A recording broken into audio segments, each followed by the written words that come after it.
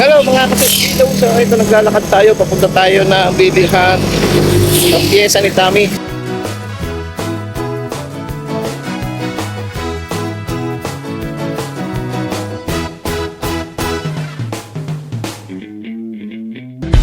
Well mga kasusgiliw, ito naglambing sa atin si Tommy, ang ating mahal na owner. Yan, medyo yun, nagka-problema yung tie rod niya, medyo na-lost thread na, lumabas na siya yung tie rod niya. So kaya may malakas na yung kabig ng gulong niya. Actually yung position ng gulong niya nakabuka na, so kaya malakas ang kabig niya. Kung makikita nyo, pansin nyo bukang-buka. So ito, papapalitan na natin siya ng tie rod. Hindi lang natin alam kung magkano. Mamaya malalaman natin magkano ang ating magagastos dito, magkano yung mga pyesa na gagamitin, especially yung tie rod na bibili natin. So dito lang natin siya dinala malapit sa aming planta, sa aking pinagtatrabahuhan, para kung ibabalik ko pa ng lipa, medyo malayo pa, delikado, baka biglang bibigay yung ang gulong ni Tommy, maka-aksidente pa. So kaya dito lang ang takdandaan lang yung takbo natin. So tinatanggal na ni Kuya William yung kanang gulong, unahang kanang bahaging gulong, yan, para makita niya. At para matanggal natin yung tie rod at saka yung swing arm niya. Makikita yung swing arm, mahaba siya yung nagpapaliko sa mga pag inaano natin yung manubela, pag iniikot natin yung manubela, siya yung liliko. Yan, so sinisilip niya na. So medyo buti na lang at meron tayong extra budget para pag ganitong pagkakataon na kailangan ng maintenance para kay Tommy, ay meron tayong nadudukot.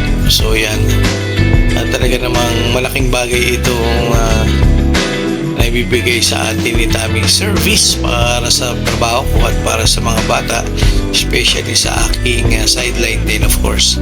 So yan, tinatanggal na yung tie rod sa kaliwang bahagi. So yan, medyo sira na rin nga talaga, at lost thread, at saka yung rubber niya is sirang-sira na yung rubber. So yan, kinakalas na ni Kuya. So panoorin nyo paano siya kalasin. Yan, at nagkaroon din ako na, alam nyo guys, pag meron ka pala sasakyan at wala kang alam o knowledge regarding sa mga simpleng pagkukumpuni, eto, pag may mga ganitong pagkakataon na nakikita mo, ganun pala siya kinakalas. So, yung pala yung nagiging problema, ganito ganyan. So, ibig sabihin, nagkakaroon ka ng experience, nagkakaroon ka ng idea.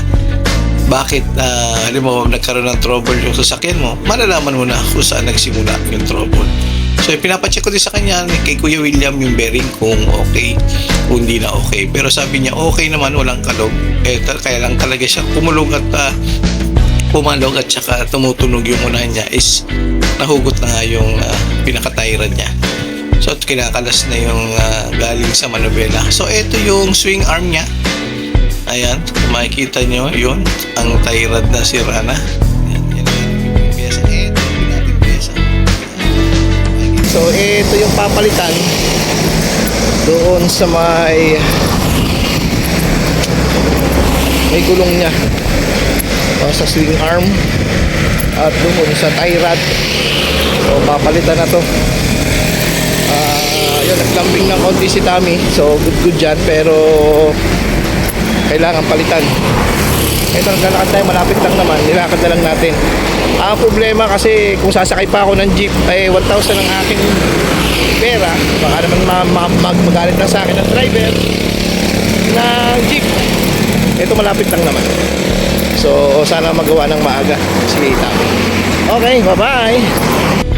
So ito na mga kasusgiliw, nilalakad na lang natin. Actually, it's a 2 minute lang siya lakarin. So tanaw lang naman natin yung talyer hanggang dito sa auto supply. So malapit lang. So nilakad na lang natin. Ito, hanglalakad tayo. At sa gitna ng kainitan ng araw, alas 3 ng hapon, tayo ay naglalakad para lang bumili ng pyesa. Kailangan natin itong mapagawa ngayon kasi mamaya may lakad tayo. Kami pala may lakad kami, papunta kami sa Rosario, Batangas. So, malapit lang yan dito. So, 30 minutes away from Lipa, ang Rosario, Batangas. So, yan. So, kailangan nating magawa kasi gagamitin natin ang owner, si Tami, ang ating sasakyan. Tayo ay mamimiesta mamayang gabi. So, matagal na nakaplano to. Last week pa nakaplano. So, eto na, Tami. Eto na yung bibili ko sa iyo na piyesa. Eto na kami.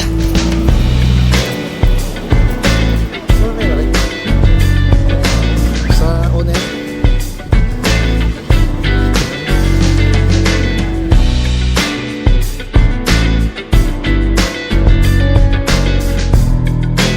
So, ito na mga suskiliw.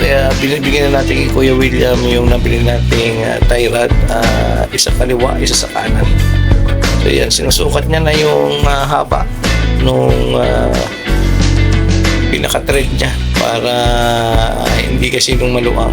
Yan. At mamaya, i-align pa niya to. At para hindi mahirap i-drive, para walang agaw. Ayan, mamaya at pagkakabit nito is kanyang meron siyang technique. Wala silang gamit na pang-align. Ang gamit lang nila is mamaya makikita nyo. Ang technique niya para sa pagpa-align ng may mga technique sila na gagamitin para may align yung gulong sa unahan. May align siya sa gulong sa likuran. So, ayan. At inumpisahan niya ng ikabit yung tie rod. Ayan po. Medyo matrabaho ng konti ito. Tsaga-tsaga lang ng konti at magagawa din to. At maalam talaga yung ating pinagdarahan. So, yun ang nakikita natin kasi ay itong swing arm yan. Ito. At kinabitan niya ng string. Sabi-sabi sila itong tanse. Yan, makita nyo may tansi sa likod na nakatali. Papunta siya doon sa unahan. So, kailangan naka-align siya. Yung unahan at likod. Ayan na, nakita natin na nakakabit na yung tansi. Tapos, ina-adjust lang ni Kuya yung swing arm yan para mapantay yung wheels sa unahan. Yan, para mapantay. Yung adjustment, medyo mahirap-hirap to. Compare doon sa mechanical pang-align kasi may monitor silang tinitingnan para makita kung pantay or hindi. Ito ay sariling alap talaga. Talagang ito yung uwido. Kung basta Batanggenyo, uwido lang talaga to para experience, para sa pag-align ng gulong. So, yung sinisilip niya kung pantay. Ayan, medyo okay na. So, kailangan lang natin ispatan yung tie rod.